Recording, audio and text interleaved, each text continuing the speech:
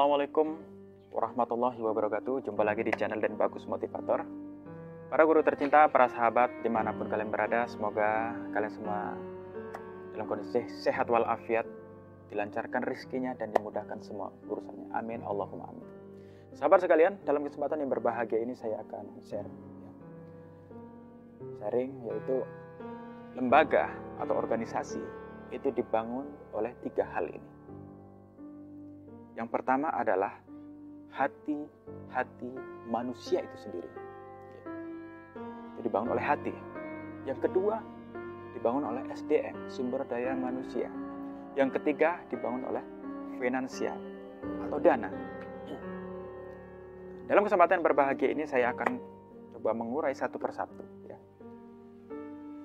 Ini terkadang yang sering kita lupa bahwa lembaga itu dibangun oleh hati manusia dulu.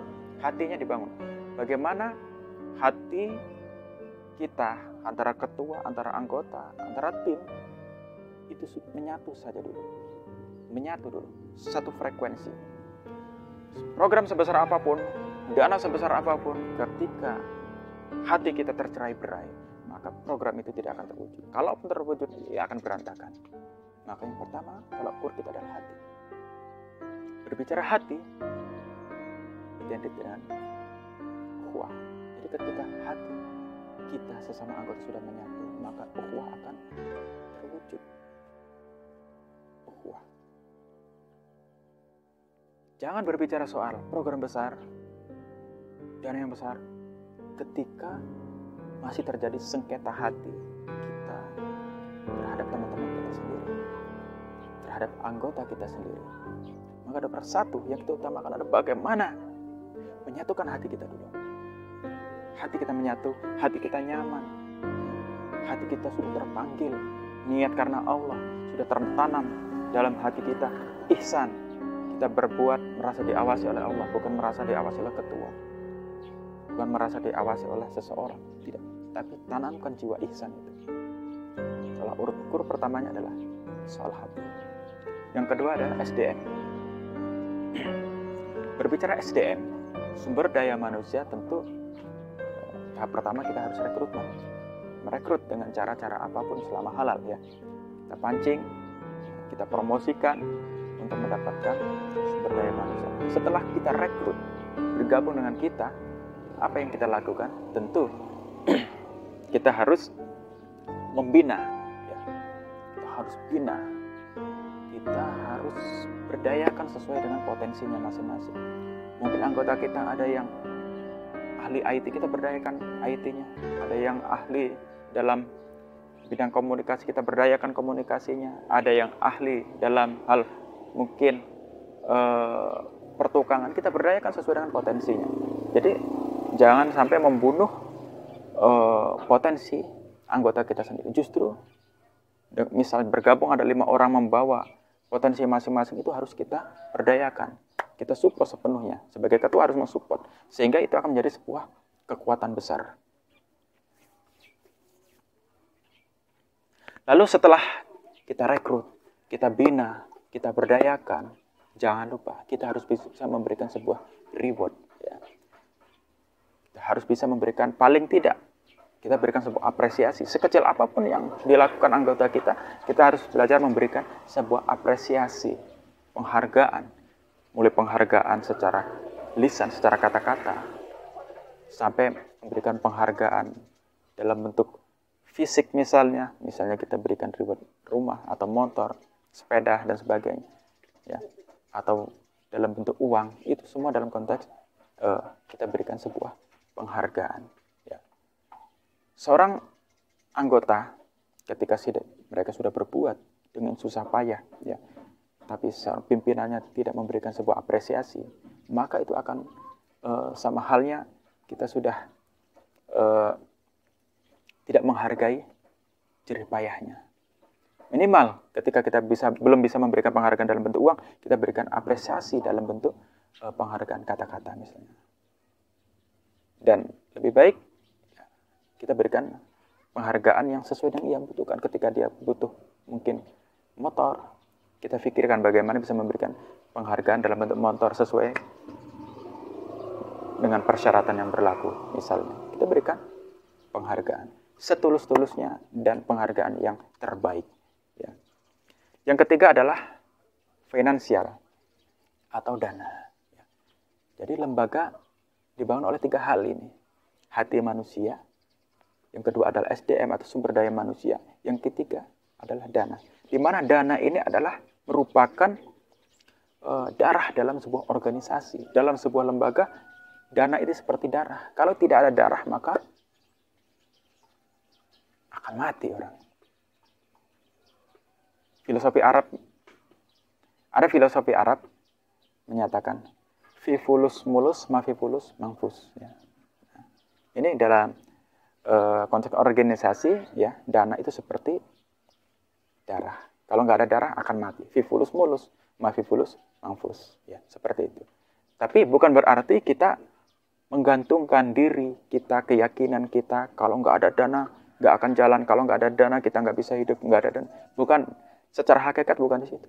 Secara hakikat semua yang menjalankan semua ini, yang menghendaki semua ini, kita bisa makan, bisa bergerak, organisasi bisa berjalan, secara hakikatnya itu dari Allah SWT. Allah yang menggerakkan.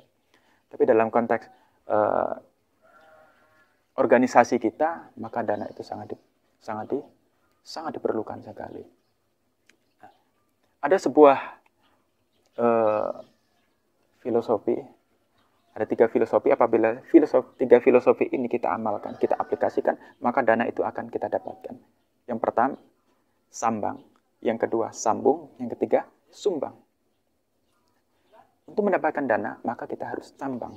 Artinya, kita harus mendatangi orang-orang yang mempunyai potensi, ya, dana yang besar. Misalnya kita ingin membangun sebuah sekolah atau pesantren.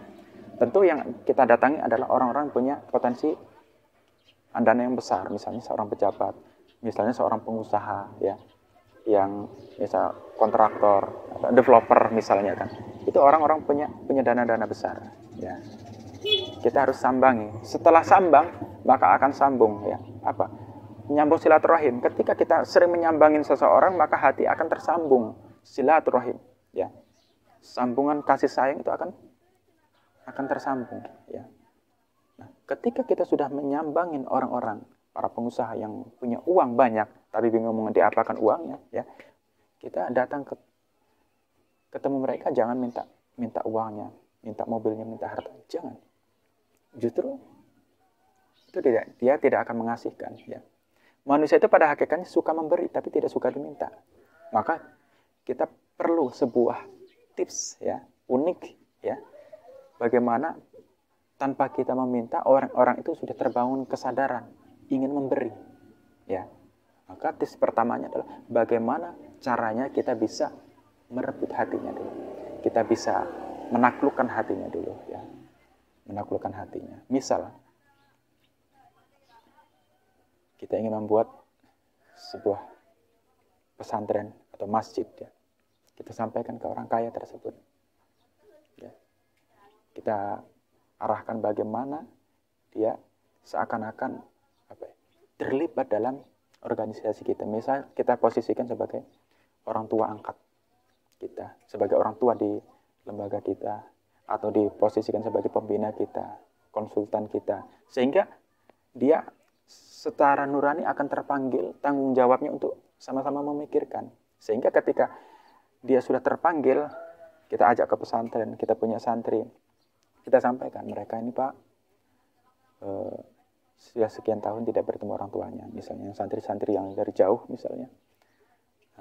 Maka dengan hadirnya Bapak ke sini, ini merupakan salah satu kebahagiaan bagi mereka sebagai wakil dari bapaknya mereka, Pak. Itu akan tersentuh hatinya. Yang kedua, Pak, saat ini tempat tinggal mereka masih kategori kurang layak, Pak, karena ini ada kekurangan A, B, C, D. Maka dari situlah orang kaya tersebut akan lebih terpanggil lagi untuk bertanggung jawab. Kalau dia sudah merasa jadi orang tuanya, maka dia tidak akan mungkin melihat anaknya kesusahan atau kekurangan. Nah, dari situlah berapapun harta yang dia punya, dia akan berikan secara sukarela tanpa kita minta bantuan. Nah, ini hanya tips saja bagaimana cara Kita meraih hatinya supaya hatinya terpanggil dan terbangun kesadaran tanggung jawab pada orang kaya tersebut. Ini sebagai contoh saja.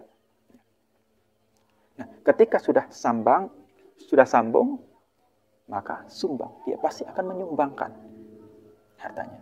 Sebagaimana Rasulullah SAW mempunyai 4 seorang sahabat yang sangat luar biasa. Yang dimana ketika sahabat ini, seorang pengusaha ulung semua, Sayyidina Abu Bakar, Sayyidina Umar, Sayyidina Utsman, ini 4 sahabat pengusaha semua. Ketika Rasulullah menanamkan keyakinan, Rasul menanamkan pemahaman zakat, infak, sedekah kepada 4 sahabat ini, maka Sayyidina Abu Bakar terpanggil hatinya ingin menyedekahkan semua hartanya kepada Islam.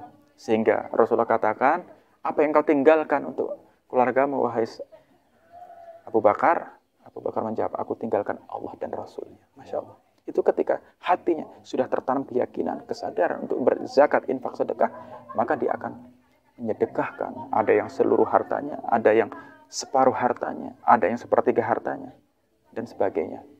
Artinya kita tanamkan kesadaran dulu, ya, dari hati ke hati, sehingga dana itu akan mengalir. Ya. Sahabat-sahabat sekalian, inilah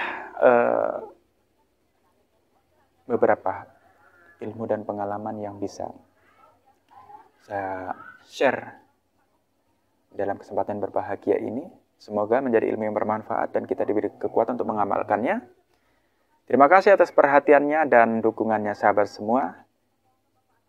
Wabillahi taufiq wal hidayah. Wassalamualaikum warahmatullahi wabarakatuh.